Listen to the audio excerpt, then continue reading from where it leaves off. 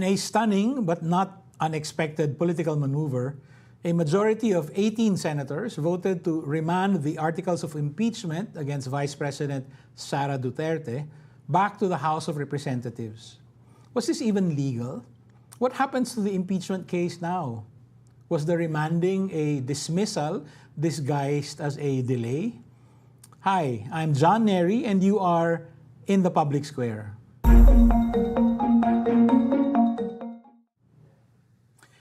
The impeachment trial seems to be in limbo. Fortunately, we have with us in the studio one of the men who has met the moment and who can guide us through the chaos and confusion, manufactured or otherwise. Attorney Paulo Tamase, assistant professor at the UP College of Law, is the organizer and moderator of a forum on emerging issues in impeachment and the author of a comprehensive and extremely timely feature on that forum published in the Philippine Law Journal. Because of the nature of the matter at hand, I want to stress our resource person's academic bona fides. He's a business economics graduate from UP, magna cum laude. He's valedictorian of his UP Law class, cum laude. And he has a master's in law from Yale University. Welcome, Attorney Paulo Tamase, and thank you for joining us in the Public Square. Thank you for the invitation, John, and good evening to everyone. Let me start by asking you, what is the status of the impeachment case now? You know, as I said, I don't think we're at the point where anyone can honestly say where we are right now. These are really uncharted waters. And so the way I've described it in other places is we're in limbo. Right? We really just don't know. Okay. In the court, or the Constitution rather, provides for very clear rules on where we are at the stage of impeachment. And we've basically been thrown out of that paradigm because we're back from where we should have already been finished. Okay. Former Supreme Court Justice Adolf Ascuna, who was a member of the Constitutional Commission, I think said something, well, I thought that's contrary to the other opinions I was hearing, and that is that this was unique but doable, what the Senate did yesterday. Can we talk about that? Yeah, of course. So definitely, with much respect to Justice Ascuna's role in drafting the 86 Constitution and sitting on the Supreme Court, right? All of that gravitas gives that opinion, credibility that it is a workable solution. But I think, with all due respect, it seems to be undermined with what's happening today. You just had the House come out in a press conference saying that they're going to file a motion for clarification or something to that effect. That's right. In a Senate that has already gone on recess or final recess, or is going to go there. So, is the Senate Impeachment Court going to meet on this? Is the Senate as an impeachment court going to rule on it? What happens if they grant it? What happens if they don't? Does that mean when the House said that they would defer the acceptance of the articles, the transmittal of the articles of impeachment, or the return of the articles of impeachment, does it deferral mean that they haven't really accepted it? So all of these questions would have been avoided if we just stuck to the process that the Constitution provided. The House conducts the impeachment first, and then the Senate tries. As to whether it's a workable solution, therefore, the facts don't seem to support it right now.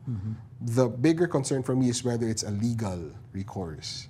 And I think, and I'm, as an academic, my only loyalty is to the truth on this, and it might hurt to say, but it does seem to be an unconstitutional recourse on the part of the Senate.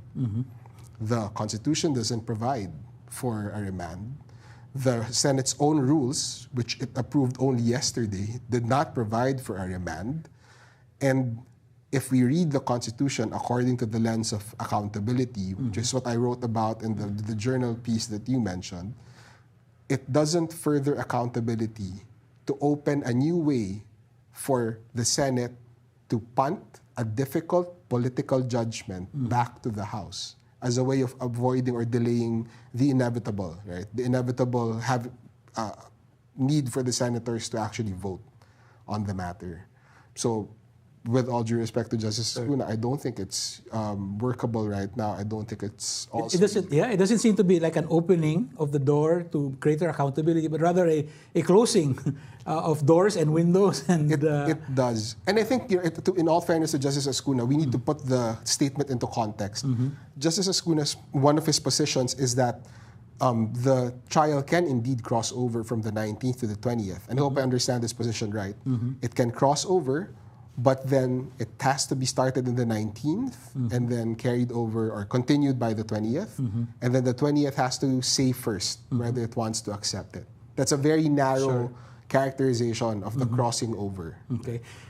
In the press conference held earlier by the House prosecutors, I was struck that the first statement by Attorney Luistro, Congresswoman Luistro, was that she started with on a positive note. She said that, well, the good thing is jurisdiction has been acquired because the presiding officer, Jesus Guerrero, has given the summons to Vice President Duterte. Does that mean that, well, do you agree with that? Yeah. Jurisdiction has been acquired, and does that mean that meets the first condition of Justice Escuna's idea? It was accepted by the 19th Congress? Yes, I think it meets it. And I think even if you look at the statements of Senator Escudero this morning, right? I'm not sure, I don't remember exactly if he said that they acquired and retained jurisdiction, but by all indications, they were acting according to that belief. We know that because they issued summons. And that's a necessary next step to take the impeachment to actual trial, to ask the Vice President to give her views, or her written answer rather, to the charges against her based on the Senate's own impeachment rules. So I agree with Congresswoman Luistro that it is a positive sign. And it's not just signaling that it's a positive sign. It is a positive sign. I think we need to acknowledge it as the Senate itself acknowledging that this case is alive, right? Alive and moving, right? Of course, there are concerns about so what now after after the answer is filed, after the prosecution files its own reply, right? What do we do next? But the fact that it's alive is a big deal, right? Because it could have died last night. The other important thing is that it's also important to emphasize that the case is alive so that people who are out for, who want to see accountability, who want to see the trial to push through, not because they have a particular animus against the Vice President, but because they want to have answers to serious questions about whether she is still qualified to hold office now and in the future, right? Those people need something to cling on and to power, them through the next 6 or 7 weeks when virtually this trial is going to sleep again.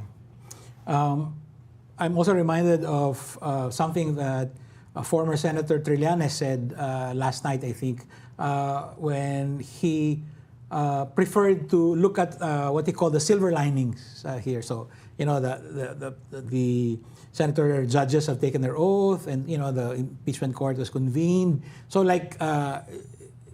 it started. Maybe there's an attempt to, obfuscate or make it more difficult and so on. But it started. So he was focused on that. But I'm struck by what you said about how you described Congresswoman Luistro's opening gambit, so to speak. And that it's not mere signaling. It's not just strategic communication. Yeah. It is a legal strategy to focus on, this means jurisdiction has been acquired. Yeah, it is. And you see that in the other things that Congresswoman Luistro mentioned this afternoon. One thing is they wanted the articles of impeachment to be read. And if this is with all of the things that happened last night, people might miss it. But there was a point being raised that the traditional reading of the articles of impeachment would no longer be done. That's right. Because it's already quote unquote mooted, right, by the circumstances. Because in the past, the Senate considered the reading as the time when they convened as a court. Right. Congresswoman Luistro, part of the clarification that they are going to file, apparently would ask the Senate to do that process, to read it out. And there are reasons for doing that. There's a political reason, which is you want people who cannot be bothered to open and actually read the articles of impeachment for whatever reason to at least get the chance to hear it, and therefore have an accessible way of understanding what this whole thing really is about. That's the political side. The legal side is they want to do things by the book. It is a legal strategy, I think, on the part of the Congress or the House managers to show that we may have all of these confusions about the process right now, but at least on the part of the House managers, it is clear to them that there are rules that the Senate has laid out. There are rules that are provided in the Constitution. And contrary probably to what is being suggested, that the House did not follow the initiation rules, that they're actually doing stuff or things by the book. I was also struck by something else that the House prosecutors not only said but also did. They were very, I think one of them said, it's a choice between being combative and being cooperative. And they chose today, well, they did not choose violence today. They said, we'll see, we'll clarify, you know, we might, if we are too combative, we might lose the arguments down the road, and so on. Again, how do we make sense of that? Tama ba yung ginagawa nila? I think so, right? If you were, you know, I'm not currently practicing, doing full-time academic work, but based on practical experience taken with understanding how impeachment works and the Constitution works, and these two very proud chambers of Congress operate, I think there are three important things we look out for if I were a House manager. The first is, I want the impasse to end. I want things to move, because not only are people going to forget that there's actually an impeachment, you know, the appetite for it might lose, and it might be gone very quickly. Okay. We can move on to the next cycle. So that's the first thing. The second thing is that they might want to communicate as well to the Senate a displeasure with what happened yesterday.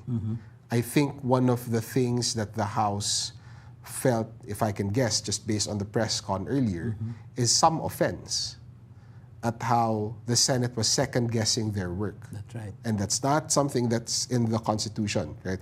We can argue, based on American practice, whether and I think that the Corona impeachment, right, whether the Senate has the power to ultimately decide whether the initiation rules were followed. But the way that question is decided is when it is raised by the counsel of the defense, following Philippine practice in the Corona impeachment, and in the context of the trial itself, not in a motion by a senator judge when both parties' lawyers are not present. So last night was certainly, you know, very different from how it would have been, how it could have been raised. Those two considerations, right? Breaking the impasse, making sure that the displeasure of the Senate is communicated, you know? And I think the third, right? Ensuring that trial eventually continues.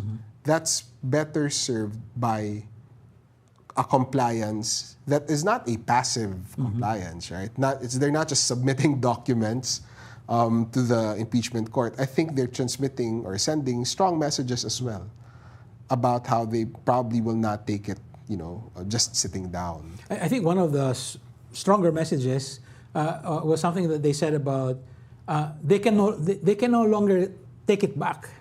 I don't know if I understood that correctly. It's like, we've done our duty, we've filed the articles of impeachment, we cannot take it back.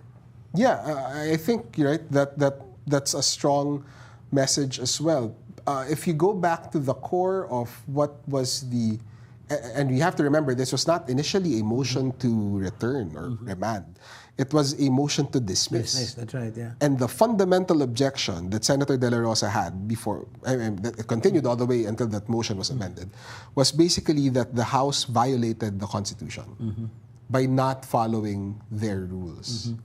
So the House cannot insist that the Senate fulfill its duty under the Constitution to try the case if it's guilty of that, right? I mean, legally they can do it, but it doesn't, it will not look good in the public eye.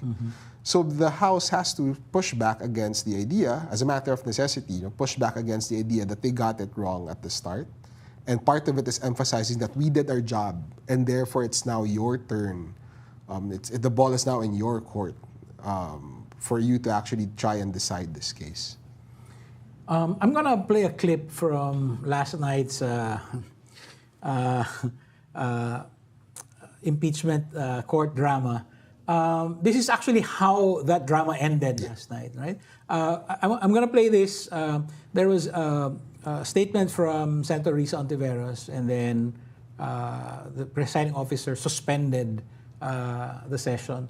But this question was in relation to an objection or a question that Senator Bato, flushed from the victory of an 18-5 vote, put on the agenda. Yeah. Maybe we can play the clip from Senator Risa Ontiveros. Mr. Presiding Officer, yung kasasabing wala ng jurisdiction ang impeachment trial court na ito, yan ay pag-amin, yan ay pagsisinungaling dun sa phrase, sa pinagbotohang motion kani-kanina lang na without dismissing or terminating the complaint. Nasa sa atin na eh. Tapos ngayon pala, gumawa tayo ng aksyon para mawalan ng jurisdiction. At pati ba naman yung pag-summons na i-issue ng presiding officer, pati yon ay gustong bawiin mula sa kamay ng impeachment court. So nakikita natin, Mr. President, talagang brick by brick, stone by stone, dinidismantle itong impeachment trial process at dinidismantle yung impeachment complaint. Napakalaking disservice po sa ating dapat tungkulin sa ilalim ng konstitusyon. Session is Mr. suspended. Presiding Officer. Session was suspended, and after that, it's. So I'd like to know. So first of all, Bato's question, which has been echoed by others also after the court adjourned, was so. By what authority do you summon the Vice President if you've remanded to the House of Representatives the articles of impeachment? So I'd like to ask that question, but I'd also like to ask a follow-up question. Is it possible that you can do both? You can remand the articles of impeachment and you can serve the summons? Right. I'm going to start from the premise that impeachment, as you've probably heard 1,000 times this season, is sui generis. It's its own class. And the core of the reason why impeachment is sui generis is because it's a mixed political and legal process. Now, for people who are watching trial, right, or watching court drama, what's happening in the Senate looks very familiar to a court case. You have judges who suddenly wear robes. You suddenly have all of these, lawyers. Well, they're not here now, but lawyers are there presenting witnesses and evidence and all. But if you look at the text of the Constitution, the word impeachment court actually doesn't appear. It's the Senate that has the power to judge this. Now, in Philippine practice, and therefore the Senate understanding this in the past, it rises to this higher level of a court whenever it handles cases of impeachment. But it doesn't mean that all of the rules that would normally apply to courts would apply to it. We know that because the Senate rules, which are the primary rules that the Senate relies on, are very short compared to a typical court's rules. We also know that because they do not provide for standards of evidence. They do not provide for the usual hallmarks of what a judicial proceeding would be. That's the premise. Okay. Jurisdiction, in this context, is a judicial concept or a quasi-judicial concept. It pertains to the authority of a court or a administrative agency, usually, to act on a particular matter before it. Jurisdiction, and I may be mistaken here, but jurisdiction, I think, does not appear as a word in the impeachment trial rules of the Senate. if it does, it doesn't appear in the same or with the same depth as it does in the rules of court. So there are no concerns, for example, whether, just to give an example, right? Look at the summons that was served on Vice President Duterte. That is covered by an entire rule in the rules of court. That's Rule 14. But if you look at the Senate impeachment rules, it provides for very terse rules on how summons are supposed to be served. It therefore might not be right to start with the paradigm that jurisdiction pertains to the same way as courts would look at it. Okay. Which means that the Senate, as a more flexible body, not bound by those jurisdictional limitations, can do two things at the same time. It can effectively ask the House, I mean, let's assume that this is constitutional, it can ask the House to certify and all of these things in the June 11 order. It can also order Vice President Duterte to answer the questions already. And it can do both at the same time. And it can do both in the same time. We should not look at the impeachment case as the articles of impeachment. They are not that physical document that gets to the court or to the Senate. And therefore, if the Senate sends it back to the House, it doesn't mean that the Senate doesn't have a photocopy of this, right? I mean, we have copies of it because it's already on the internet. So it is possible to inform Vice President Duterte of what the charges against her are in a secure, reliable copy of the charges, and still ask the House to do whatever certification the Senate wishes to do. So it's possible to think that what's happening in the Senate now, or what happened last night, is that you have actually two major blocs who agreed on the same course of action, but have different pathways in mind. So you have one bloc that wants to, block the impeachment trial at all costs. And they thought that if they can't get enough votes for an outright dismissal, maybe they can do it through remanding. So that will, delay and give more opportunities for whatever. And then you have another bloc, and what they're interested in is to actually have a trial, but not necessarily to have it right now, or they do want to meet their constitutional requirements. So maybe this is part of the political nature of the whole process. These blocks are actually, or will actually appeal to a majority vote down the road. It might reach that crisis point where Escudero will say, well then, you have to back me up on this. When we give the summons, it's the Senate as impeachment court, doing all of that. And the others might also do that. Would that be a fair way of looking at the situation? So I think that's one way of looking at the situation, right? The other way that's been suggested is that basically, without trying to define who is in which block, that the 18 votes comprise of people who are really not going to vote for any conviction for whatever reason, right? Despite their oath to look at the evidence fairly, despite their oath yesterday to do that with all of the ad cautelams, and people who just want more time. Do they want, and that means throwing it back to the House, right? They don't want to be on record yet when public opinion is clearly emerging or shifting, depending on where you stand on this. They don't want to be put into a corner and later on quoted as voting for the continuation of the trial. And I also don't think that it will necessarily reach a point, which has been suggested in other places, that this will also end up, if trial continues, as an 18-5 result. Yeah. Right? And that's something that's important to highlight in our impeachment history. The alliances that start in an impeachment trial are always different from the final vote. And it's not because, that senators just want to jump ship. It's because when the evidence is already there, you better have a good reason to tell people that despite what the evidence says, I am going to convict or I am going to acquit. So that's the beauty, in a sense, of an impeachment trial in the Philippines. In the Philippine impeachment trial system, everyone sees the presentation of evidence. So it's not simply a numbers game, right? The people are involved, and therefore there's a direct democratic check on senators who are now forced to defend their judgment. So that 18.5 thing might change down the road, I think. I completely agree with you. I think that there are these different types of Senate judge voters. And maybe if I can add one more type, that would be, the ones who are looking to Malacanang for a signal. Saying, That's certainly one of them, right? Yeah.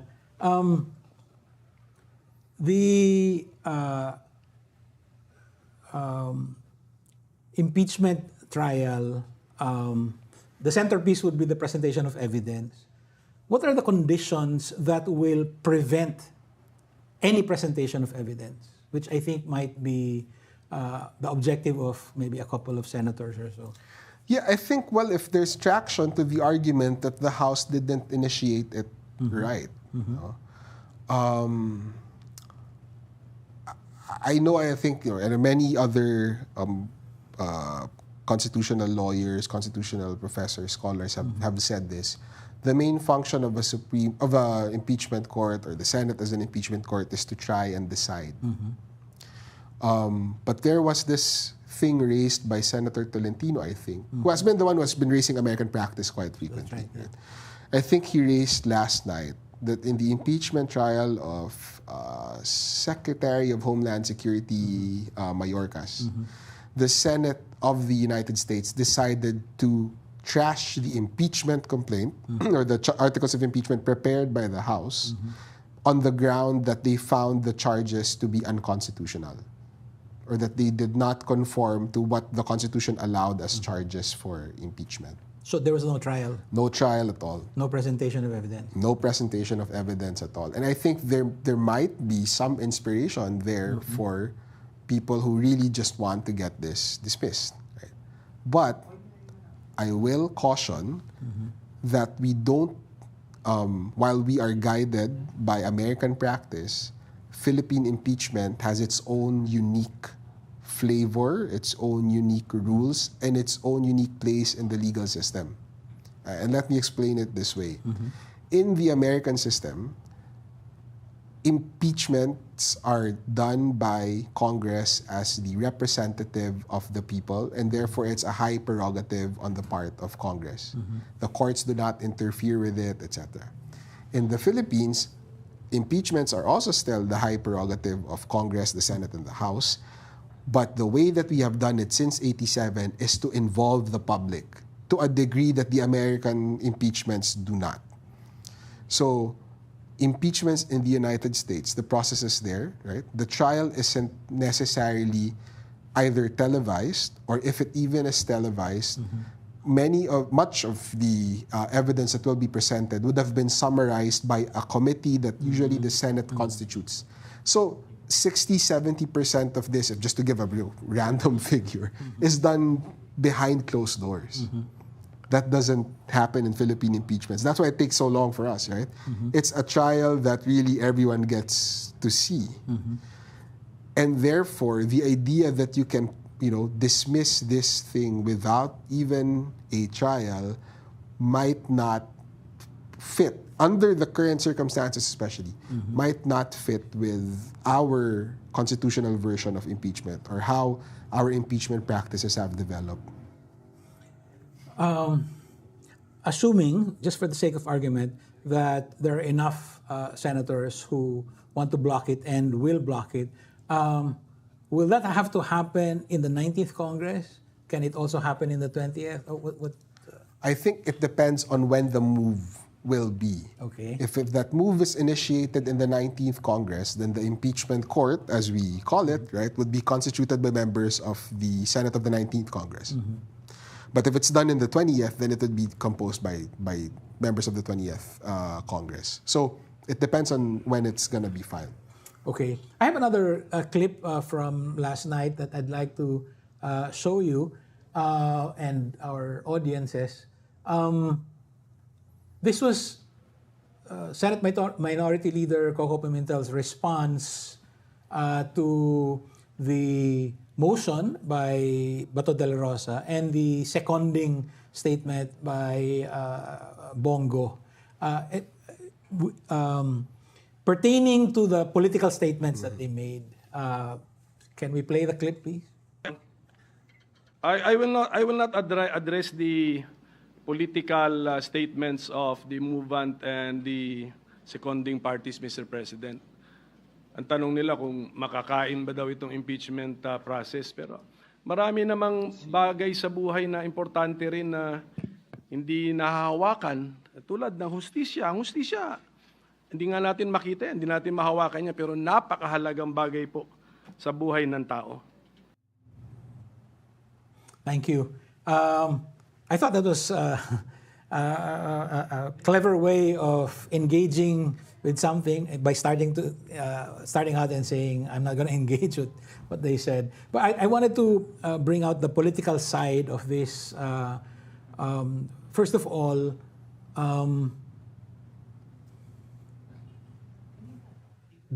do we have any sanctions for senator judges who act too partisan? Is that a thing? Well, if you look at the rules on impeachment, they actually do not provide for rules on inhibition that would apply to normal judges in normal courts, like in regular courts. So, in the rules of court and as well in the standards of or the Code of Judicial Ethics, or the Code of Judicial Conduct rather, there are standards that will require a judge to inhibit and that will encourage, permit a judge to inhibit from a case. We don't have that in impeachment rules, not because we don't expect fairness from them, but because if we were to apply the same rules as judges, all of them would be disqualified, right? Or all of them might have reason to be disqualified. So impeachment is recognized as this political process, and the people who are deciding it are members of a Senate who have parties and would be allied with the impeachable official or not allied with the impeachable official or whoever is, back-rolling the impeachment. So there's a recognition that we cannot expect the same standard of judicial fairness in an impeachment trial. Nevertheless, again, and this makes it, I think a little bit different from the American practice, Philippine senator judges, first of all, see themselves as rising to a higher duty than just a normal senator in the context of an impeachment. We know that because they use the term senator judges. That's a term that they give to themselves. That's right. That's a term that does not apply in the Constitution or appear in the Constitution. They call themselves an impeachment court. And therefore, if we expect courts to be neutral, then they might have their own institutional expectation that they will maintain that type of neutrality, like a neutral arbiter. And the third is the oath that they took yesterday. So the oath that senators take in impeachment is, I think, the only situation in the Constitution where a second oath is required of a public official.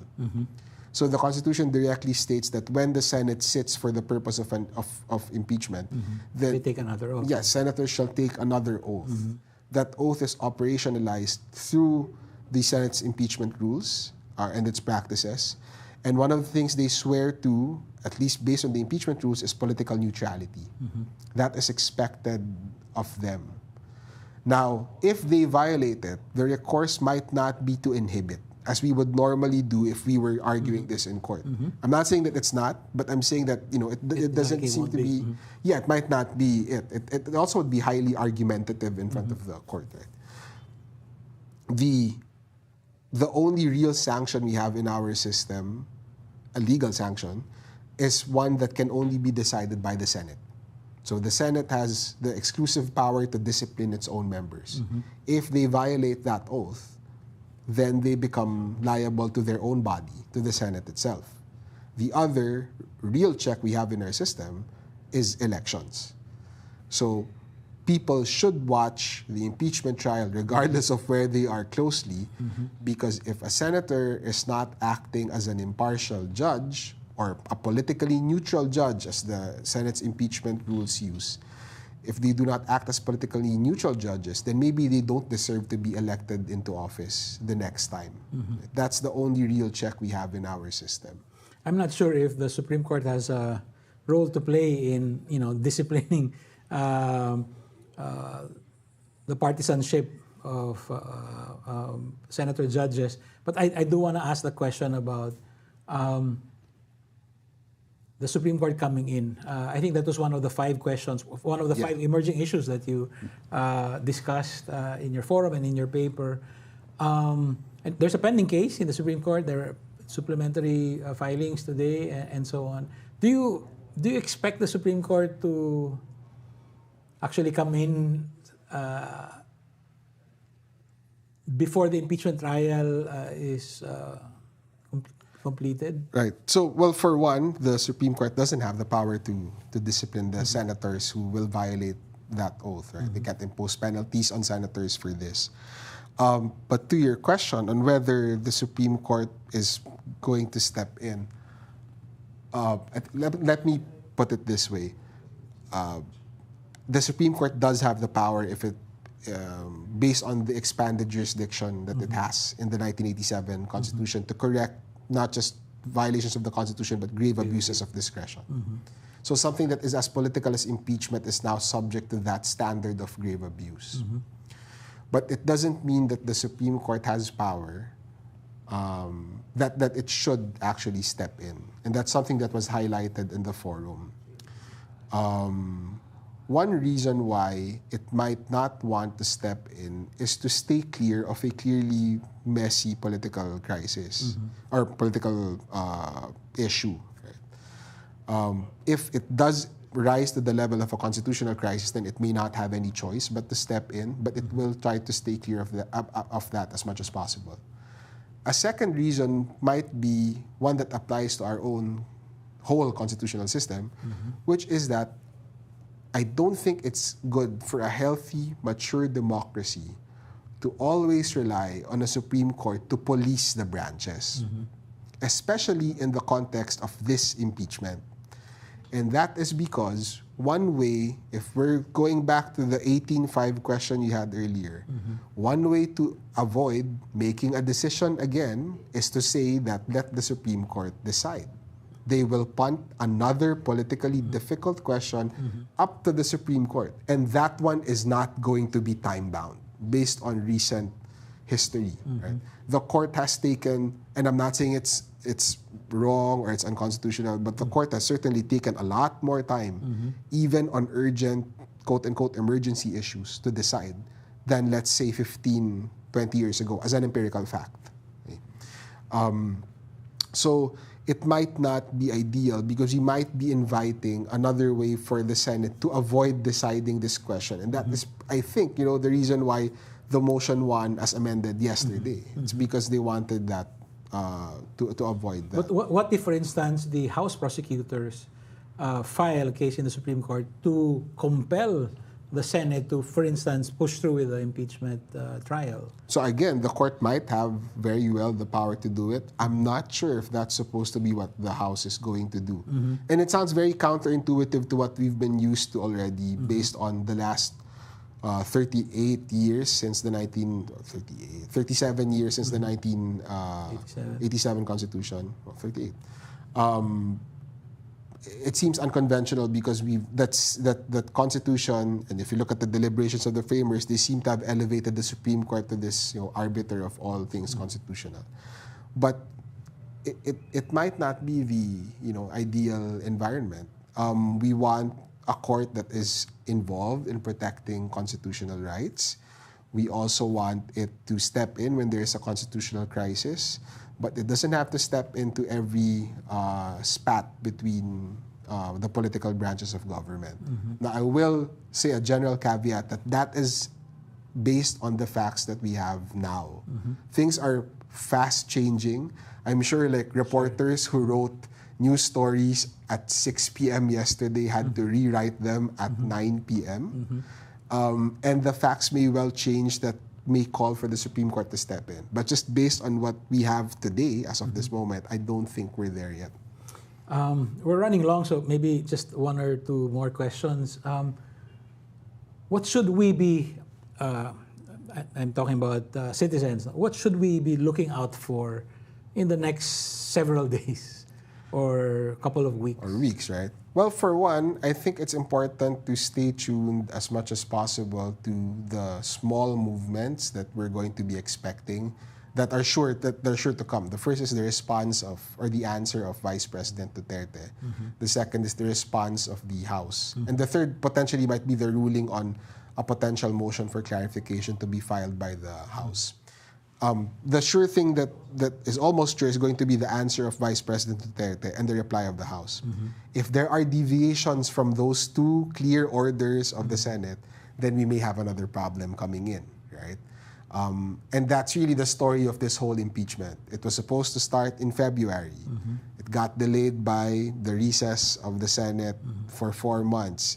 Then you have another 2-week delay for urgent legislative business. And then you have another 6-week delay because of this new issue.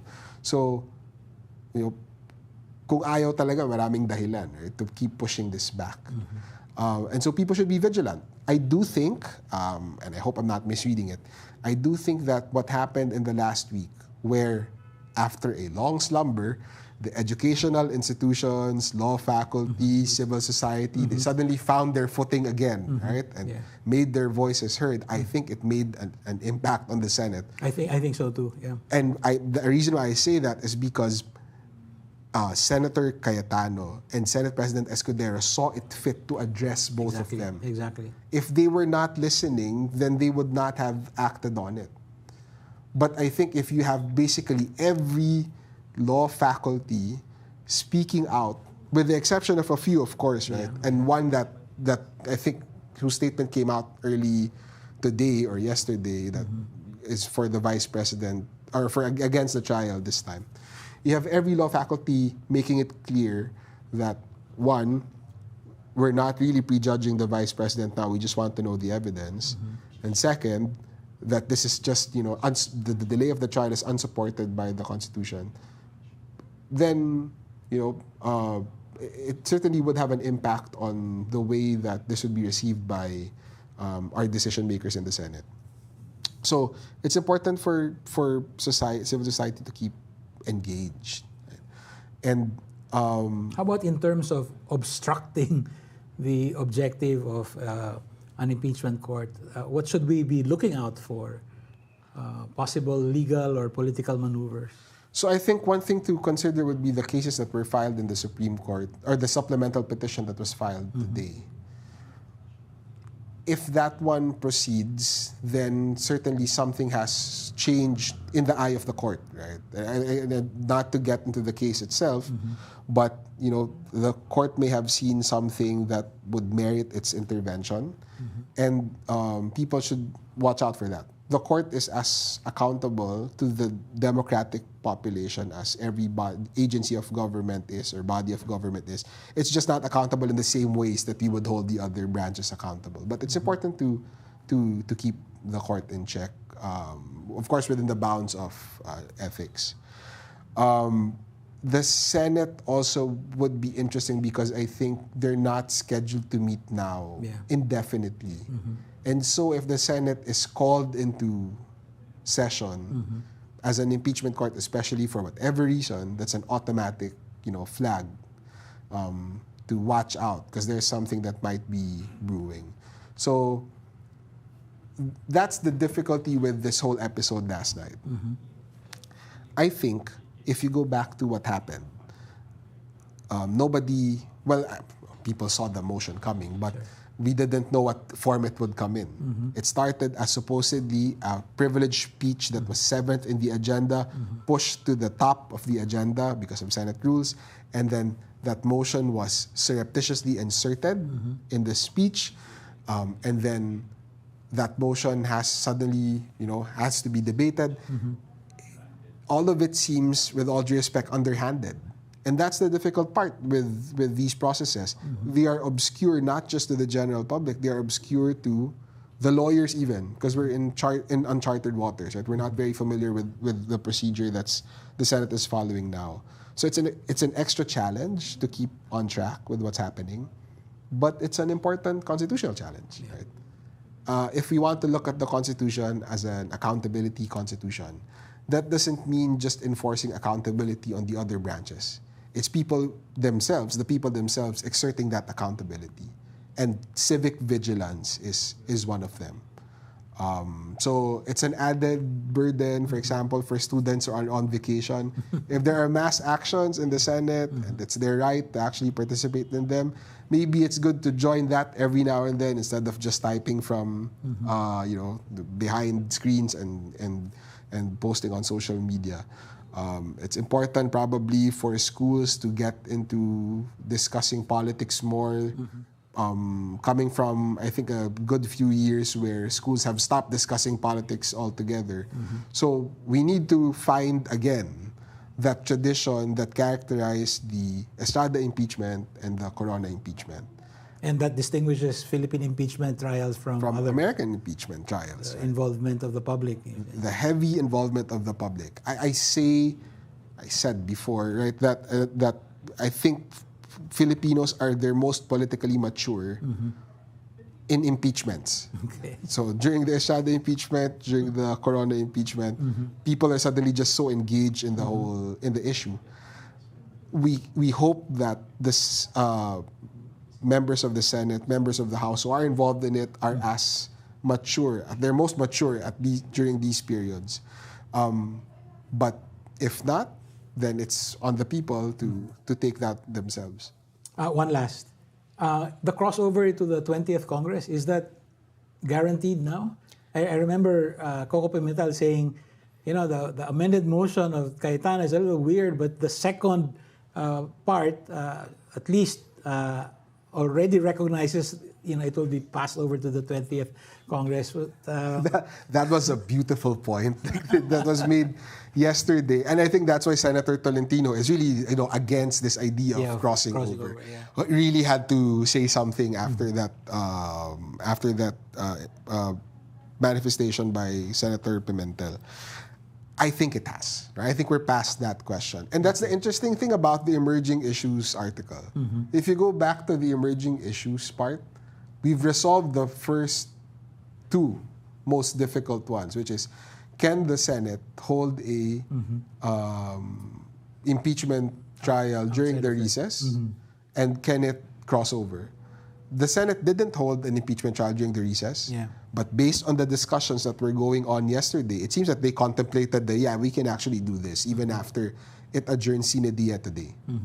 The second question is... As long as it was convened. Yeah, as long as it was convened, right? During a regular session. And then the second is, can it cross over? I think we're all on the same page now, that it can cross over, subject to all of these minor differences from Justice Ascuna's view to probably the views of those who would say that it can cross over under any instance.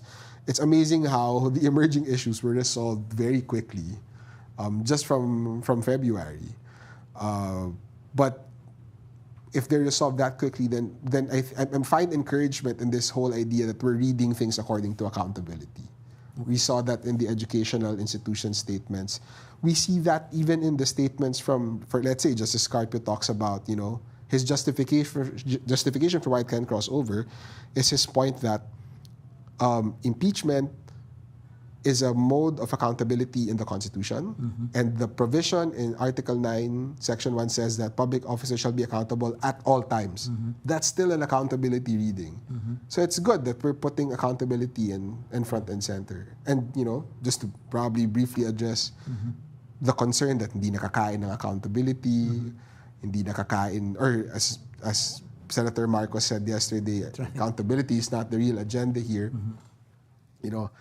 It is possible from an economist na lagyan ng dollar value yan kung magkano yung nawawala araw-araw dahil sa pagwawaldas ng buwis, or yung taxpayers' contributions natin.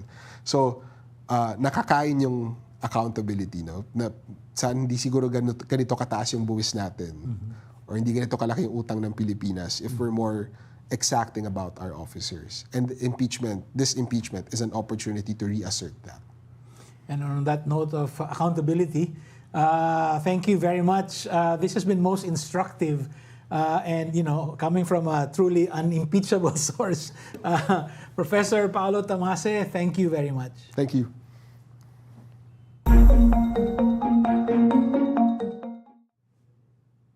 And that's it for us today. The next step for engaged citizens, as always, is to take a more active part in the democratic project. Please download the Rappler Communities app and join the chat room of your choice.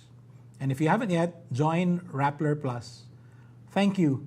This is John Nery. See you in the public square.